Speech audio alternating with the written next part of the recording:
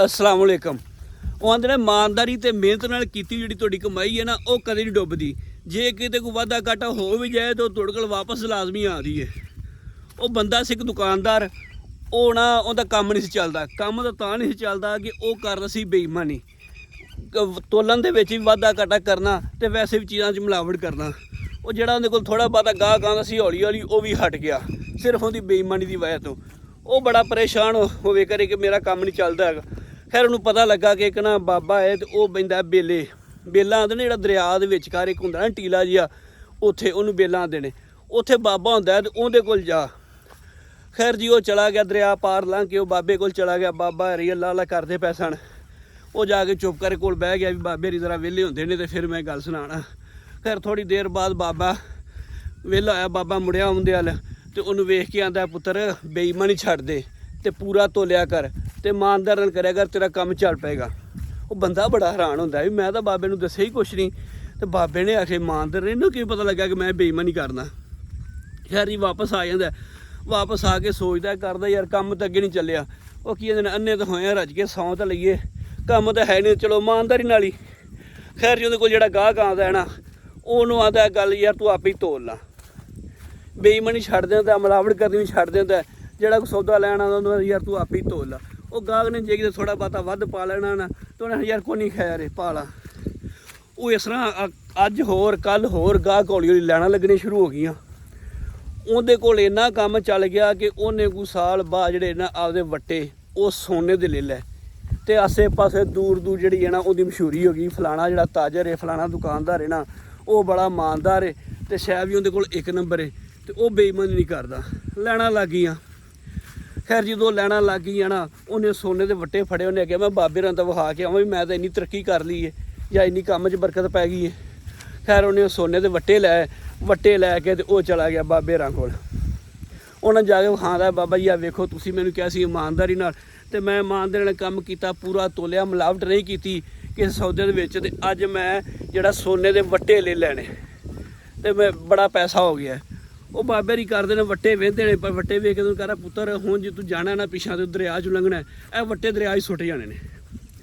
ਉਹ ਇੰਨੀ ਗੱਲ ਕਰਕੇ ਤੇ ਬਾਬੇ ਦੀ ਅੱਲਾ ਅੱਲਾ ਕਰਨ ਲੱਗ ਪੈਂਦੇ ਨੇ। ਉਹ ਜਦੋਂ ਇਹ ਗੱਲ ਸੁਣਦਾ ਵੀ ਵੱਟੇ ਜਿਹੜੇ ਨੇ ਉਹ ਦਰਿਆ 'ਚ ਸੁੱਟ ਦੇਣੇ ਨੇ, ਇਹ ਗੱਲ ਕਿੱਧਰ ਨੂੰ ਗਈ। ਖੈਰ ਜੀ ਆਂਦਾ ਵੀ ਕੋਈ ਨਹੀਂ, ਅੱਗੇ ਵੀ ਬਾਬੇ ਰਾ ਨਸੀਹਤ ਕੀਤੀ ਸੀ ਤੇ ਮੇਰਾ ਰੱਬ ਨੇ ਕੰਮ ਚਲਾ ਦਿੱਤਾ ਤੇ ਹੁਣ ਇਹ ਕੋਈ ਨਹੀਂ, ਇਹ ਵੀ ਕਹਿ ਦਿਆ ਤੇਰੇ ਵੱਟੇ ਵੀ ਦਰਿਆ 'ਚ ਸੁੱਟ ਦਿੰਦੇ ਆ। ਖੈਰ ਉਸ ਲੰਘਣ ਲੱਗਿਆ ਵੱਟੇ ਜਿਹੜੇ ਸੋਨੇ ਦੇ ਨੇ ਉਹ ਦਰਿਆ 'ਚ ਸੁੱਟ ਦਿੰਦਾ ਤੇ ਆ ਕੇ ਆਪਦੀ ਦੁਕਾਨ ਤੇ ਬਹਿ ਜਾਂਦਾ। ਅੱਛਾ ਧੁੰਮ ਹੁੰਦੀ ਬੜੀ ਦੂਰ ਦੂਰ ਤੱਕ ਪਈ ਹੁੰਦੀ ਹੈ। ਕੋਈ ਦੂਜੇ ਸ਼ਹਿਰ ਤੋਂ ਨਾ ਦੋ ਤਾਜਰ ਉਹ ਜਿਹੜਾ ਉੱਥੋਂ ਮਸ਼ਹੂਰੀ ਸੁਣ ਕੇ ਆਉਂਦੇ ਨੇ ਵੀ ਜਾਣੇ ਆ, ਉਹਨੂੰ ਪੁੱਛ ਕੇ ਆਣੇ ਆ ਵੀ ਕੀ ਵਜ੍ਹਾ ਤੇਰਾ ਨਾ ਕੰਮ ਕਿਵੇਂ ਚੱਲਿਆ ਤੇ ਤੂੰ ਸੋਨੇ ਦੇ ਵੱਟੇ ਰੱਖੇ ਨੇ, ਇਹ ਜ਼ਰਾ ਆਪਦੀ ਗੱਲ ਤਾਂ ਦੱਸ। ਖੈਰ ਜੀ ਉਹ ਜਦੋਂ ਆਉਂਦੇ ਨੇ ਉਹ ਦਰਿਆ ਲੰਘਣ ਲੱਗਦੇ ਨੇ ਉਹ ਤਾਜਰ, ਤੇ ਜਿਨ੍ਹਾਂ ਦਿਨਾਂ 'ਚ ਉਹ ਆਉਂਦੇ ਨੇ ਉਹਨਾਂ ਦਿਨਾਂ ਵਿੱਚ ਦਰਿਆ ਸੁੱਕਾ ਹੁੰਦਾ ਹੈ। ਅੱਛਾ ਥੋੜ੍ਹਾ ਥੋੜ੍ਹਾ ਪਾਣੀ ਹੁੰਦਾ ਹੈ, ਉਹ ਉੱਥੋਂ ਦਰਿਆ ਦੇ ਵਿੱਚੋਂ ਹੀ ਲੰਘਣ ਲੱਗਦੇ ਤੇ ਉਹਨਾਂ ਠੁੱਡਾ ਲੱਗਦਾ ਰੋੜੇ ਦੇ ਨਾਲ। ਉਹ ਹੱਥ ਮਾਰ ਕੇ ਜਦੋਂ ਵੇਂਦੇ ਤੇ ਅੱਗੇ ਸੋਨੇ ਦੇ ਵੱਟੇ, ਉਹ ਸੋਨੇ ਦੇ ਵੱਟੇ ਫੜ ਕੇ ਨਾ ਉਹਦੇ ਝੋਲੇ 'ਚ ਪਾ ਲੈਂਦੇ ਨੇ ਤੇ ਟੁਰ ਪੈਂਦੇ ਨੇ।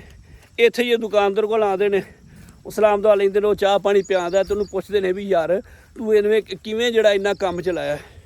ਉਹ ਗੱਲ ਕਰਦਾ ਹੈ ਕਿ ਸਾਰੀ ਇਹ ਜਿਹੜਾ ਨਾ ਇਮਾਨਦਾਰੀ ਤੇ ਨੇਕ ਨੀਤੀ ਨਾਲ ਜੇ। ਉਹ ਜਦੋਂ ਇਮਾਨਦਾਰੀ ਦੀ ਗੱਲ ਸੁਣਾਦਾ ਨਾ, ਤੂੰ ਆਂਦੇ ਨੇ ਯਾਰ ਇਮਾਨਦਾਰ ਤੋਂ ਯਾਦ ਹੈ ਸਾਸੀ ਦਰਿਆ 'ਚੋਂ ਲੰਘਣ ਲੱਗਿਆ ਸਾਨੂੰ ਸੋਨੇ ਦੇ ਵੱਟੇ ਲੱਭੇ ਨੇ ਤੇ ਉਹ ਕਿਤੇ ਤੇਰੇ ਤਾਂ ਨਹੀਂ, ਤੇਰੇ ਵੀ ਸੁਣਿਆ ਸੋਨੇ ਦੇ ਵੱਟੇ ਨੇ। ਉਹ ਕੱਢ ਕੇ ਦੁਕਾਨ ਦੇ ਵੱਟੇ ਆਉਂਦੇ ਹੁੰਦੇ ਨੇ। ਉਹ ਹੱਸ ਪੈਂਦਾ ਕਰਦੇ ਯਾਰ ਵੱਟੇ ਤਾਂ ਮੇਰੇ ਹੀ ਨੇ ਤੇ ਮੈਂ ਤਾਂ ਇਹ ਜਿਹੜਾ ਦਰਿਆ 'ਚ ਸੁੱਟ ਆਇਆ ਸਾਂ ਬਾਬੇ ਦੇ ਕਹਿਣ ਤੇ ਉਹ ਕਰ ਚਲਾਓ ਨਾਲੇ ਤੁਹਾਨੂੰ ਉਹ ਬਾਬੇ ਨੂੰ ਮਿਲਾਉਣਾ ਵਾ ਤੇ ਨੱਜਣ ਦੇ ਕਹਿਣ ਤੇ ਵੱਟੇ ਸੁੱਟੇ, ਨੱਜਣ ਦੇ ਕਹਿਣ ਤੇ ਮੇਰਾ ਜਿਹੜਾ ਨਾ ਕੰਮ ਚੱਲਿਆ। ਖੈਰ ਜੀ ਉਹ ਤਿੰਨੇ ਜਿਹੜੇ ਬਾਬੇ ਕੋਲ ਚਲੇ ਜਾਂਦੇ ਨੇ ਤੇ ਬਾਬੇ ਕੋਲ ਜਾ ਕੇ ਆਉਂਦਾ, ਬਾਬਾ ਜੀ ਆ ਵੇਖੋ ਤੁਸੀਂ ਮੈਨੂੰ ਕਿਹਾ ਸੀ ਕਿ ਵੱਟੇ ਦਰਿਆ 'ਚ ਸੁੱਟਣੇ ਨੇ ਤੇ ਮੈਂ ਵੱਟੇ ਦਰਿਆ 'ਚ ਹੀ ਸੁੱਟਦੇ ਸਨ, ਕਿਤੇ ਇਹ ਨਾ ਸਮਝਿਆ ਕਿ ਮੈਡਮ ਲੇਕਿਨ ਇਹ ਬੰਦੇ ਆਏ ਨੇ ਮੈਨੂੰ ਮਿਲਣ ਤੇ ਇਹਨਾਂ ਨੂੰ ਵੱਟੇ ਲੱਭ ਗਏ ਨੇ। ਉਹ ਬਾਬਾ ਵੇਖ ਕੇ ਤੇ ਹੱਸ ਪੈਂਦਾ। ਉਹਦਾ ਪੁੱਤਰ ਇਹੀ ਤਾਂ ਤੈਨੂੰ ਮੈਂ ਸਮਝਾਉਣਾ ਚਾਹਣਾ ਸਾਂ ਕਿ ਜਿਹੜੀ ਇਮਾਨਦਾਰੀ ਦੀ ਕਮਾਈ ਹੈ ਨਾ ਉਹ ਕਦੀ ਨਹੀਂ ਡੁੱਬਦੀ। ਇਹ ਵੇਖਾ ਤੇਰੇ ਇਮਾਨਦਾਰ ਦੇ ਸਨ ਤੇ ਠੀਕ ਹੈ ਤੇਰੇ ਕੋਲ ਵਾਪਸ ਆ ਗਏ ਨੇ, ਤੇ ਜੇ ਕਿਤੇ ਵਾਧਾ ਘਾਟਾ ਹੋ ਵੀ ਹੈ ਤੇ ਰੱਬ ਦੀ ਜਗ੍ਹਾ ਤੇ ਜਿਹੜਾ ਨਾ ਹੋਰ ਦੇ ਦਿੰਦਾ। ਤੇ ਉਹ ਗੱਲ ਕਹਿਣ ਦਾ ਮਕਸਦ ਇਹ ਹੈ ਕਿ ਤੇ ਹਰ ਬੰਦਾ ਜਿਹੜਾ ਹੈ ਨਾ ਉਹ ਲੱਭਦਾ ਸ਼ਾਰਟਕਟ ਤੇ ਬੇਈਮਾਨੀ ਕਰਦਾ। ਤੇ ਜੇ ਕੋਈ ਮਾੜਾ ਬੰਦਾ ਗਰੀਬ ਵਿਚਾਰਾ ਕਿਤੇ ਜਿਹੜਾ ਉਹਦੇ ਡੇਕੇ ਚੜ੍ਹਦਾ ਜਾਏ ਉਹਨੂੰ ਰਗੜ ਦਿੰਦੇ ਨੇ ਤੇ ਫਿਰ ਆਉਂਦੇ ਨੇ ਉਹ ਜੇ ਗਰੀਬ ਨਾਲ 2 ਨੰਬਰੀ ਕਰੋਗੇ, ਉਹਦੇ ਨਾਲ ਵਾਧਾ ਘਾਟਾ ਕਰੇ ਤਾਂ ਉਹਦੀ ਤੁਹਾਨੂੰ ਹਾਂ ਹੀ ਲੈ ਜਾਣੇਗੀ। ਉਹ ਜੇ ਕਿਤੇ ਕੋਈ ਵਕਤੀ ਫਾਇਦਾ ਵੀ ਹੋ ਜਾਏ ਤੇ ਉਹ ਜਿਹੜਾ ਉਹਦਾ ਨੁਕਸਾਨ ਜਿਹੜਾ ਨਾ ਉਸ ਤੋਂ ਡਬਲ ਨਿਕਲਦਾ। ਤੇ ਇਸ ਕਰਕੇ ਮਿਹਨਤ ਤੇ ਇਮਾਨਦਾਰੀ ਦੇ ਨਾਲ ਜਿਹੜਾ ਨਾ ਆਪਦਾ ਕੰਮ ਚਲਾਓ ਤੇ ਰੱਬ ਵੇਖਿਆ ਫਿਰ ਕਿਵੇਂ ਬਰਕਤ ਪਾਉਂਦਾ। ਵੀਡੀਓ ਤੁਹਾਨੂੰ ਚੰਗੀ ਤੇ ਅੱਛੀ ਲੱਗੀ ਹੋਵੇ ਤੇ ਵੀਡੀਓ ਨੂੰ ਲਾਈਕ ਤੇ ਸ਼ੇਅਰ ਲਾਜ਼ਮੀ ਕਰ ਦਿਆ ਜੀ।